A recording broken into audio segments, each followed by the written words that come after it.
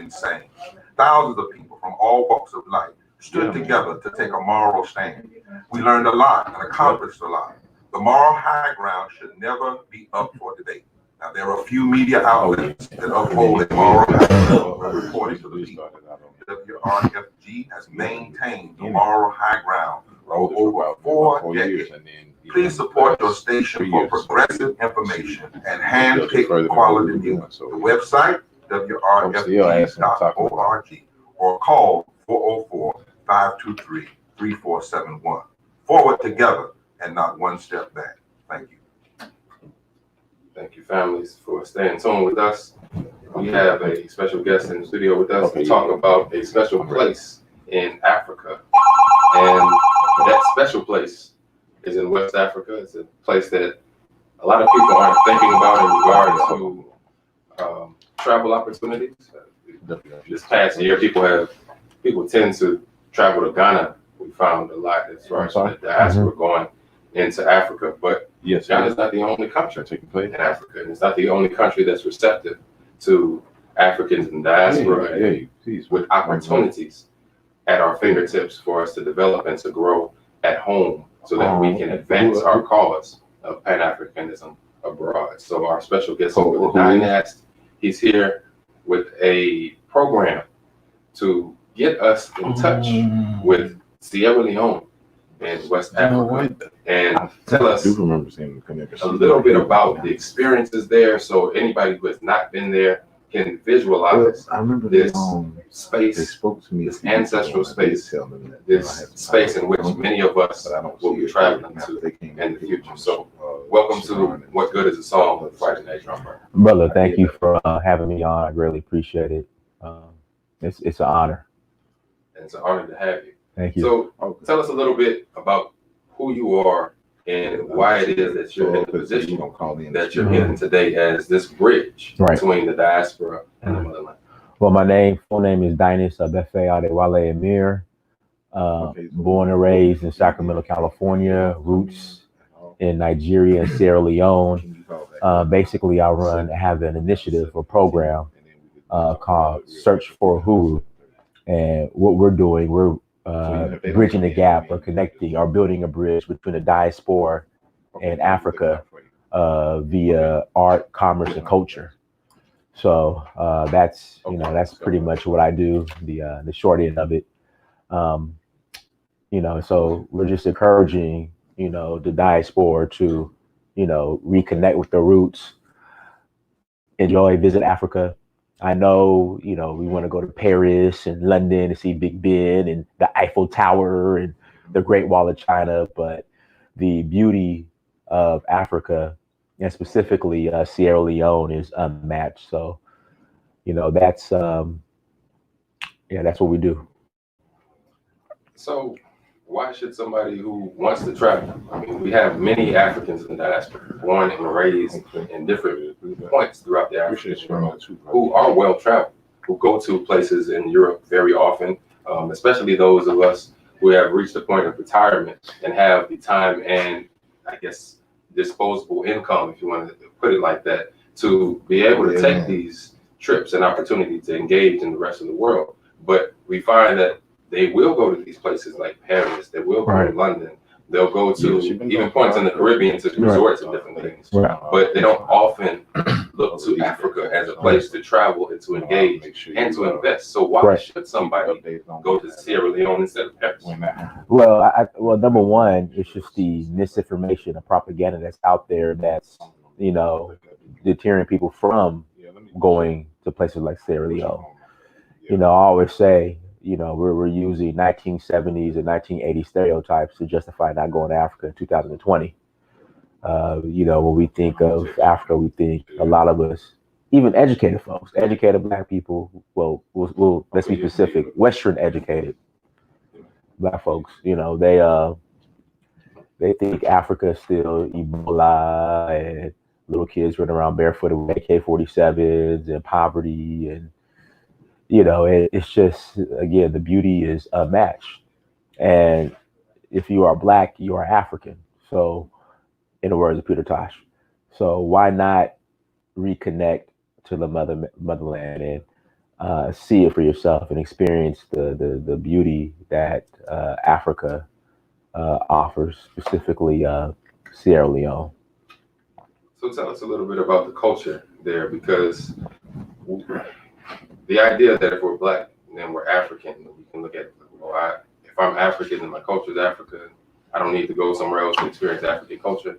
But what does Sierra Leone have that we don't experience on a day-to-day basis in a place like Atlanta, Georgia? I mean, it's, again, the beauty is a match. I mean, white sand beaches, crystal blue water where you can see your reflection, beautiful mountains. I tell people, whatever for those who are hesitant about it in regards to, will I be comfortable? All of the luxuries that you have access to here in America, you can have in Africa, and then some. The people are friendly, beautiful, very receiving. Then again, you get that authentic African culture where, you can go into the villages, visit the kingdoms where people still have their culture attached and intact. But I think one thing, again, that Africa offers or Sierra Leone offers that Atlanta doesn't offer is, if you want to do the urban life, the luxury life, you could do that. But then if you want to do the authentic indigenous experience, the authentic indigenous African lifestyle, you can do that as well. And also too, the connection between Sierra Leone and America via rice through the Gullah Geechee. So, the slaves specifically from Sierra Leone were brought over to, South Carolina, Georgia, North Carolina, because of their expertise in rice. And so that's something that, they wanted to harvest here in America. So we are connected to Sierra Leone. Like me, I have Mende in me. So, and it was a great experience where I was able to go to Mende country in Mo, Sierra Leone, and experience it firsthand. Like, you're not going to get that in America. And I always hear people say, and some people might get offended in regards to what I'm about to say, Africa is everywhere. But the thing is, the people who say that, not to be disrespectful, are the people that have never been to Africa. And I just feel like they use that as a stalling tactic to not go. Yeah, brother, Africa's everywhere. Africa's in Atlanta. And it's just like, no, Atlanta's Atlanta. Africa's Africa. And until you go and experience Africa, then you just won't understand. But, like I said, it's just, you can't get that here in America, which you can get it in a place like Sierra Leone. The food is fresh, like if you're into, and affordable. So if you eat healthy, you go to Whole Foods, you buy, all natural, holistic, vegan, vegetarian, no HMO, whatever. It's expensive. Over there, you buy fresh meats, vegetables, fruits off the street for dirt cheap. So you can live a healthy lifestyle. It's affordable. Like I said, you just have to experience it.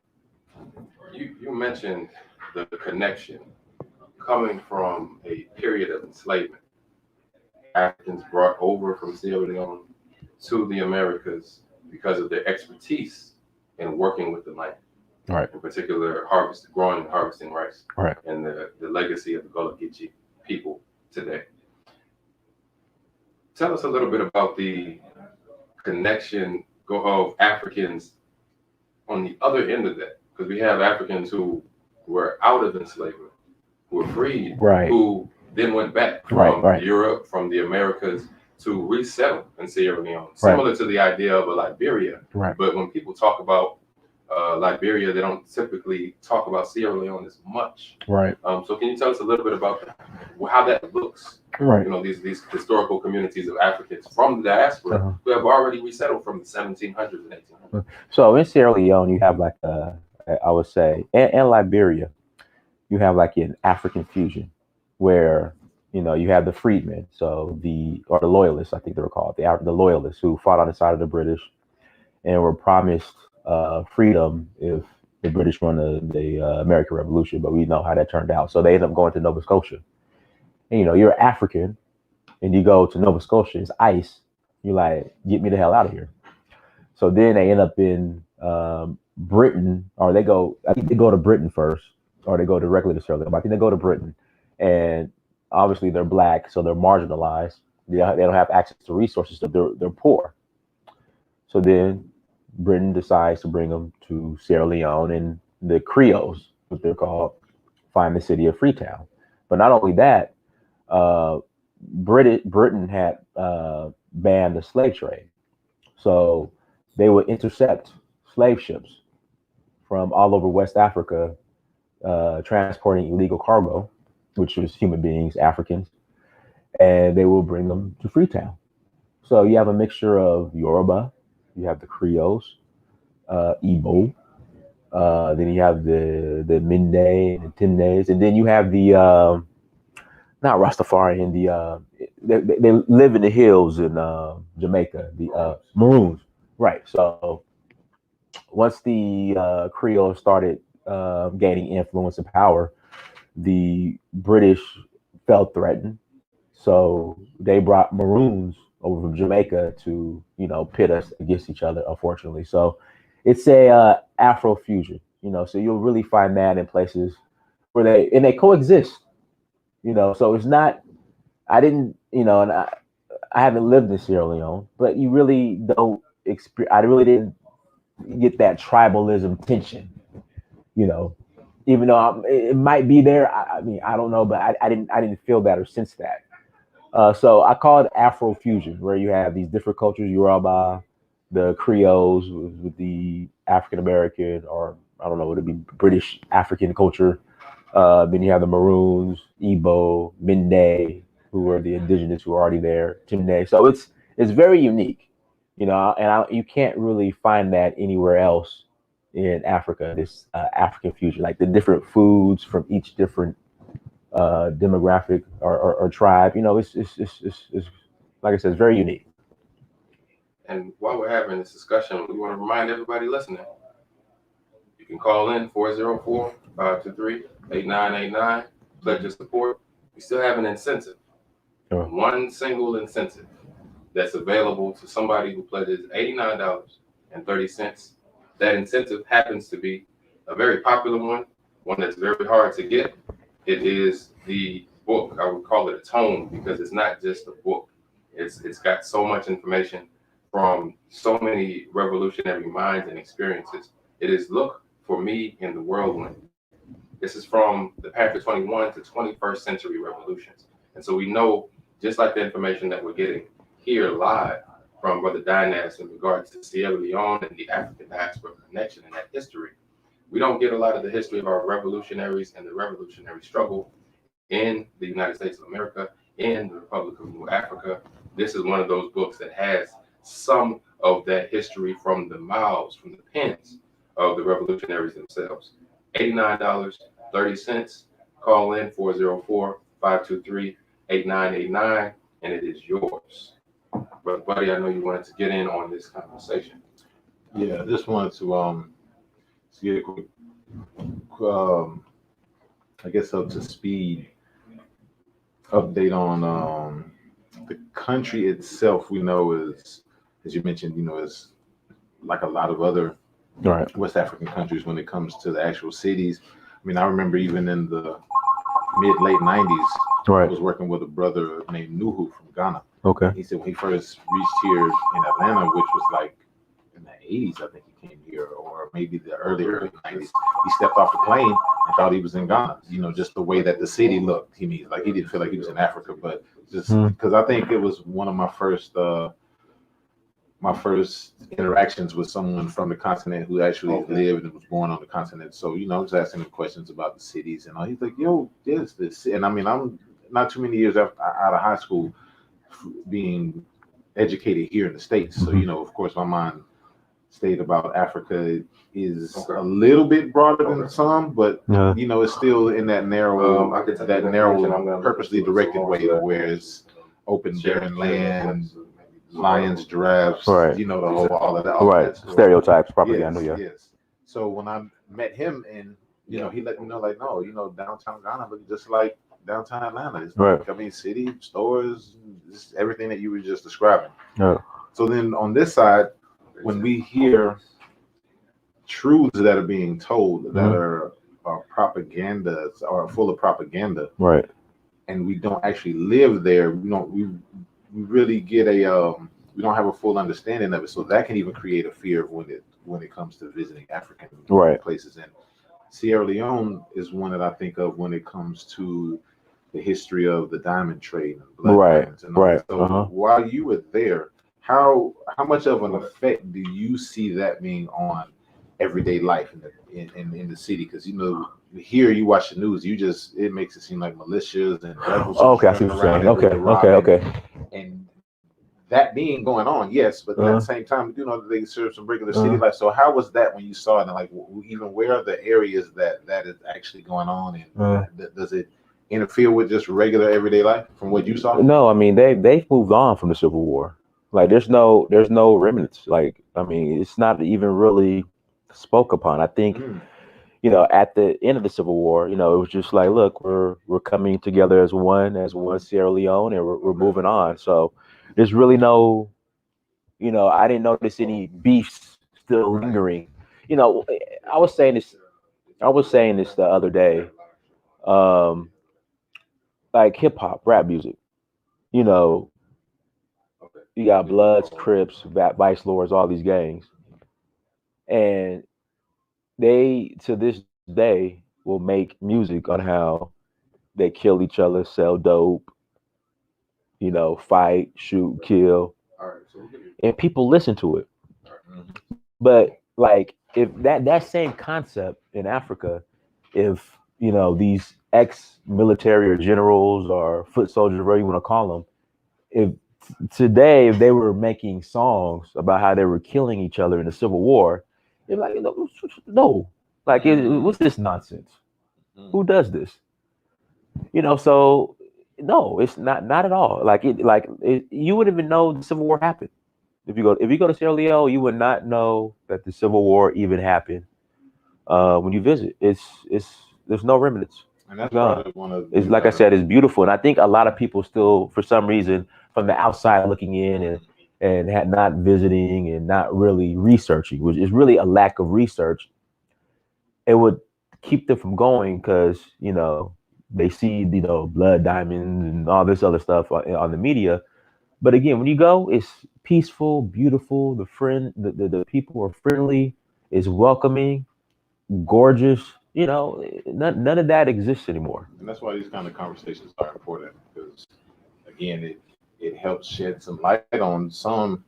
I'm not saying even there's many. There just may be two people who are out there listening that may have had that thought process or know someone who thinks like that. And being able to have a open and transparent conversation about the continent, and knowing that when we talk about that, it's, even though Africa is not physically everywhere, on a DNA level, if you really tap into it, that's when, you know, once we just get past those fears, then we're all connected. I mean, when you speak of hip hop, the way it spread on the continent from even like the early to mid 90s up until now, I mean, there's, even in Afrobeats, you can just hear the influence a lot from westernized hip hop and how it's twisted a little and remixed. So that connection alone should really, really let us know that when it comes to physically being on the continent, that, you know, it'll even be greater, because, you know, imagine how the DNA is going to feel. People are missing return. Those ancestors who we've returned as many times over are excited just because our feet touch those soils again. It's amazing. So I give thanks that you had time, you know, out of your day to be able to come and share this experience from this side, from a later date side. And, you know, we're not always talking about an ancient Africa or a warring Africa or or liberating or revolutionary, but just really this is like an everyday life conversation, just to open one's eyes up to just the everyday life of the continent. Absolutely. So I definitely appreciate that, and that's why RFG is important. I mean, what other station you gonna be able to hear just a free and open conversation Exactly. like this on community supported radio? None. So I want to give thanks to all those who have called in and supported this community radio station. Special shout out to our family man, Brother Calvin Ivy out there. Brothers always supporting in so many ways. If he's not doing a show, he's supporting a program. So big ups to family man for sure. And we want to make sure we mention, again, because we mentioned at the beginning of this conversation, that Brother Dynast is a bridge. Right. So we're not just talking about theoretically, well, just go ahead, get you a ticket and go and just find you a spot in Sierra Leone. Brother Dynast is serving as a bridge builder between African communities in the diaspora and those in Sierra Leone, with an opportunity to engage in a December engagement on the continent in Sierra Leone. And surprise, your brother Kwaku Lumumba is going. I'm heading to Sierra Leone. Tickets bought. It's done. Right. We're going. Right. We're gonna make it happen. Yes. Yes, sir. Thank you. But obviously the ancestors are already willing, because I wasn't looking for the opportunity. Right. The opportunity found me. Right. And everything has worked out. Shout out to Zena. Yeah. Shout out to Zena. Shout out to Mama Zena. Mama Zena. Shout out to Mama Zena. Exactly. So I know she's listening. We love you. In fact, we're gonna call her Queen Mother Zena. Shout out to Queen Mother Zena. Absolutely. So we look forward to being the Queen Mother's high here on this program. This is African Women's Month. African Women's Month. International African Women's Month. So the African Women's Month. That's right.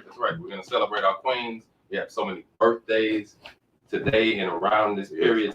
So this day is special. To this day is special to what good is the song, the Friday Night Drum. And so it's fitting that Queen Mother Zena would be able to be the bridge. The ancestors put her in a place where I was able to be graced by her presence and blessing. She went down to Haiti with us. And so now she's a conduit for me to get to Sierra Leone with Brother Dynast, and we're grateful for that. But I'm not the only one who has that opportunity. So can you please tell the listeners how it is that they can get the information to connect to this bridge? Right. So the information is on Dynast, Dynast, and Blacksit, Blaxit.com, dynastandblacksit.com, or Dynast Amir, which is my name, dynastamir.com. Dynast is Dynast, Amir, AMIR.com, dynastamir.com. Send me a message and, we'll holler back. Yes, indeed. And I'm letting you know, anybody who is going here, because What Good is a Song is going to Sierra Leone. You have an opportunity to engage in some live conversations, some recorded conversations that'll end up on the radio station. From all, we will be broadcasting. We broadcast anywhere we go. We did it in the Caribbean. We did it in Haiti. We did it in St. Lucia. We're going to do it in Sierra Leone. Did it from behind bars, behind prison walls, behind enemy lines, all over the place in the United States. From spot to spot, whether it was calling on the phone or sending letters in. And so, What Good is a Song is a revolutionary cadre, and we make sure that by any means necessary, we get the word out to our people. And so we appreciate everybody who calls in once again, and we look forward to more people calling in at 404-523-8989, and we'll see you in the motherland. Are we taking calls? I'd love to take some calls. Is that possible? Or Well, we're not taking live calls, except taking calls for people to call in and get this book. Okay, get the book, you guys. Call in. $89.30. You can get Look For Me in the Whirlwind from the Path of 21 to 21st Century Revolutionaries. Or you can just call in and pledge $5. We'll take that. We'll take $1. We'll take whatever it is that you would like to donate to WRFG. We got to throw a little bit of trivia in there. We got to throw something in there for them. Some trivia. A little bit of Black history trivia. We got to make sure Yeah, our folk call in. Anybody can't just call in and give 5. We got No, anybody can call in and get 5. Right. For the Anybody book. can get, but anybody book, can call get in for me in the get world. 5. Yeah. If you have some You gotta trivia pass the black that you test. want to, we might test you with some trivia anyway. But you can definitely pledge your $5. Oh, yeah. But your $1 if you want. I mean, that's not even a joke. Exactly. I'll write down $1 with no problem. So once again, the number is 404-523-8989. If you don't intend on getting the book, the incentive for $89.30, and you just want to pledge and you can't call in, you can go on to www.wrfg.org and pledge securely there with the credit card, debit card, or you can mail something in at 1083 Austin Avenue, Northeast, Atlanta, Georgia, 30307. So, Brother Dynast, Yes, thank sir. you for spending time with us. Anytime. Thank you for having me. I appreciate it. And it won't be the last time, man. Oh yeah. Anytime. Just let me know. I don't live too far from here. Okay. Exactly. So, family, stay tuned. We're going to take a short break and get into some new African news. Public Affairs Bulletin Board.